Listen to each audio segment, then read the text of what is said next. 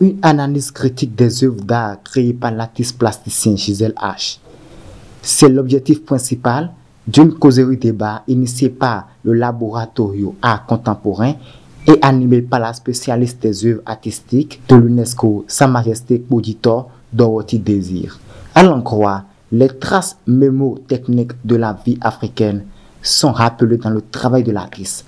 On note entre autres la science de la mémoire ainsi que de l'assemblage et du réassemblage de fragments de données, d'énergie et de métaphysique.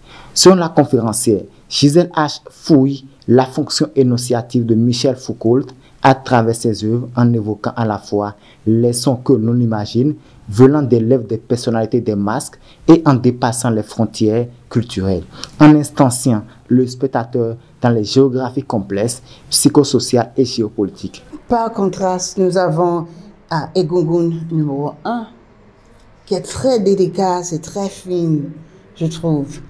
Ça, on peut dire c'est joli. Mais regardez bien, pour moi, je vois la petite ange, comme j'ai dit, avec le cheveu de feu et ébony qu'on trouve autour de la pièce. Et les kaoris qui sont quelque part comme... c'est une table de phare. Et quand je parlais un peu de le jeu de notre trahite origine, pour moi, j'ai vu Itz, c'est Ori. Et Ori, c'est la tête. Ori, c'est où on trouve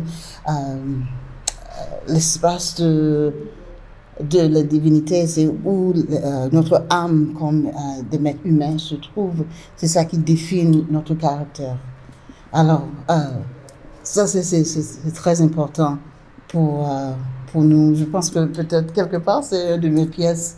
Si ce n'est pas la pièce préférée, c'est une de mes pièces préférées. Chanteuse établie et sculpteur émergente, les œuvres visuelles d'H sont fascinantes. Elles regorgent des dégradés d'innovation dans l'imagerie incorporée, dans les gestes et textures assez subtils. Les pans aplatis et les bords évasés d'adeptes soulignent l'effondrement de cette robe autant qu'ils représentent les incisions spirituelles dans le corps et l'âme des nouveaux initiés vaudous. La pièce trans est comme Essou et Legbara, à la fois en apparence et en intention évocatrice qui est pour conjurer le changement.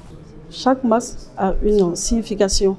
Quand je prends Dazodji, un exemple, quand je prends Dazodji, j'ai fait des recherches, on sait que la base, on appelle ça aussi Zapata, tu vas à Bomé par exemple, chez les Routonji, c'est ça 2x3, j'ai représenté les 2x3 là, et on pense que leur divinité de base c'est le goût, parce que eux ils travaillent avec le fer.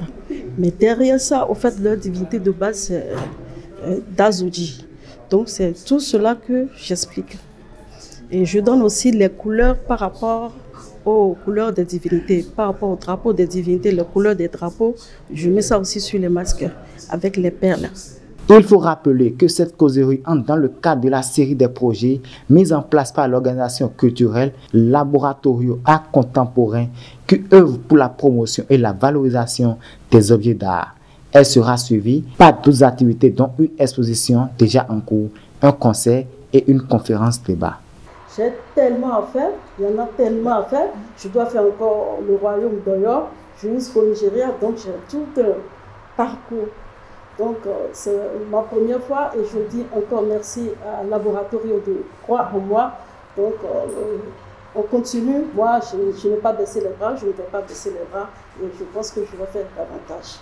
Merci, merci Daniel.